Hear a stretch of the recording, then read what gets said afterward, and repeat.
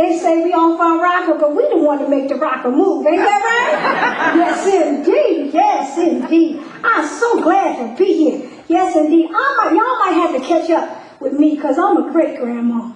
I'm on my second tour of duty.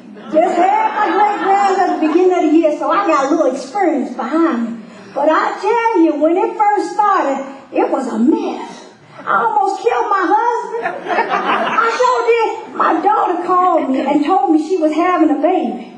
And I dropped the phone and started running around talking about we having a baby. My husband's 65 and I'm 60, and he said, what? I had to pick him up off the floor, give him some smelling salt, because I know he wasn't dead. He wasn't time for him to go. I had more things for him to do. Yes, indeed. But I tell you, it's a wonderful experience. I tell you, it's so hard to put in words the joy that you get from your grandchildren, because you know your children grow up too fast. But thank God grandchildren come around and you got a second chance to do it again. But this time without the responsibility. You know? It's like, they come, well, mama said we can't do that. It's like, well, you at grandma's house now. You can't have a lot of candy, but I'm going to give you a little bit of candy. Yes, it's all right. You know. And I tell you, I only get a chance to see my grandkids maybe twice a year, but I tell you, it is worth all the money in the world. I give them all my loose change, and it's worth $1 million of the hugs and kisses they give grandma. I tell you, ain't nothing like it. Ain't nothing like it. But I tell you, I made a whole lot of mistakes in the beginning. Sure did. I'm going to tell you about 5 mistakes that I made. I got to dig for them. Wait a minute. You know we got a little safe. With your witness. There you go. Listen, I can't remember like I used to. Can y'all? Okay, well then you know where I'm coming from. All right, first thing. For you new grandmothers out there, it might not be many of y'all, but it might be a few. Don't encourage them temper tantrums. I tried it, trying to calm them down and everything. They got worse. I said, no.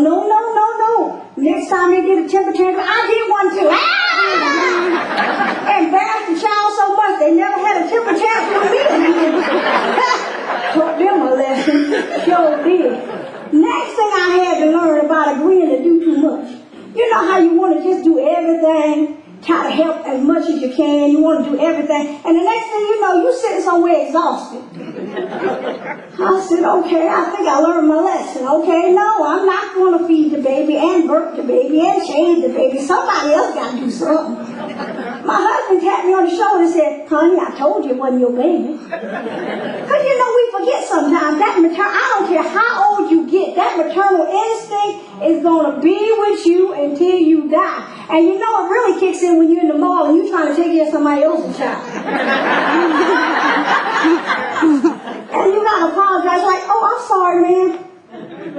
It's there. Ain't nothing we can do about it.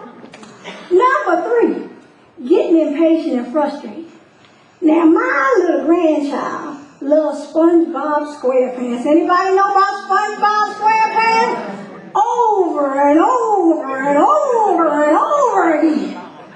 I said, well, wait a minute. I ain't gaining nothing by getting frustrated. I started singing the songs too. Next thing you know, I'm singing the song more than the kids are singing. So we just got to have patience with them and look at it through their eyes. And hear with their little eyes, and then we enjoy it more. Because this show took me a while. Now I got SpongeBob sheets and stuff. Yeah. I gotta lay on the twin bed.